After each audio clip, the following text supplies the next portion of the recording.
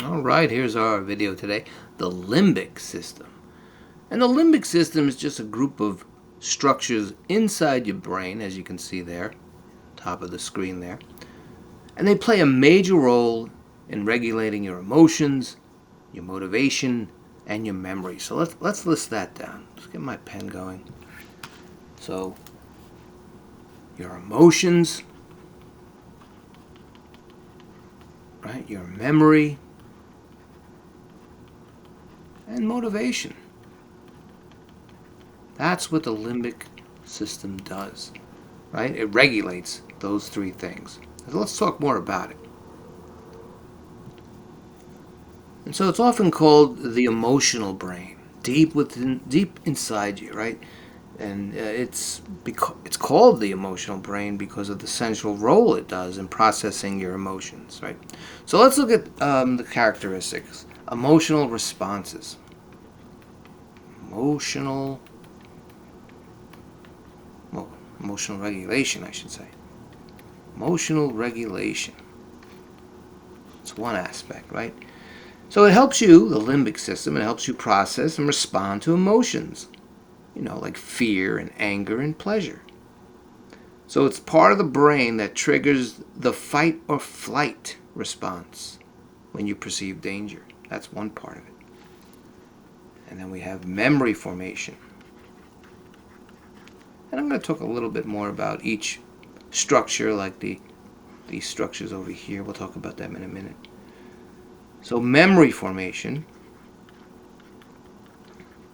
of course, it's crucial to convert short-term memories into long-term memories, and it happens in the limbic system. All right. And we'll put a third one over here, motivation.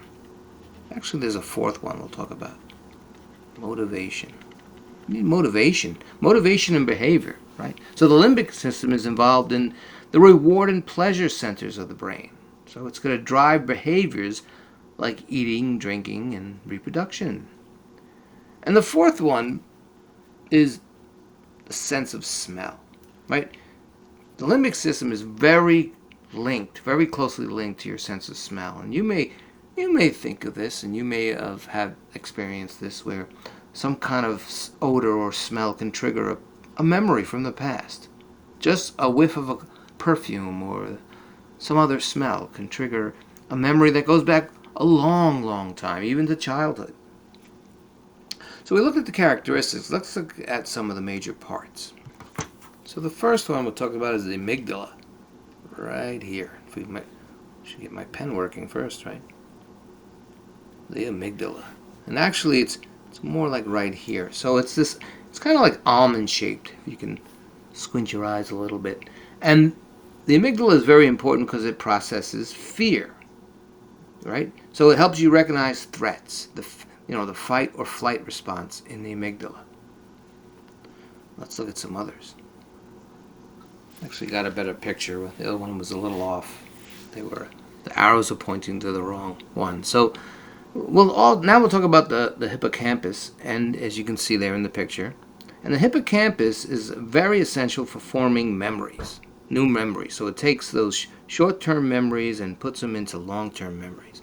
Now, the long-term memories aren't stored in the hippocampus. That's a whole other video and a long process. But from short-term to long-term videos, it'll start, not videos, but memories will start in the hippocampus. Well, you could be making videos in your mind. And the last one we'll talk about is the hypothalamus, as you can see in the video, and you see underneath it says homeostasis. So it's very much responsible for maintaining a balance in your body, controlling things like hunger and thirst and body temperature. So if you're feeling hot, your body will make you shiver, right?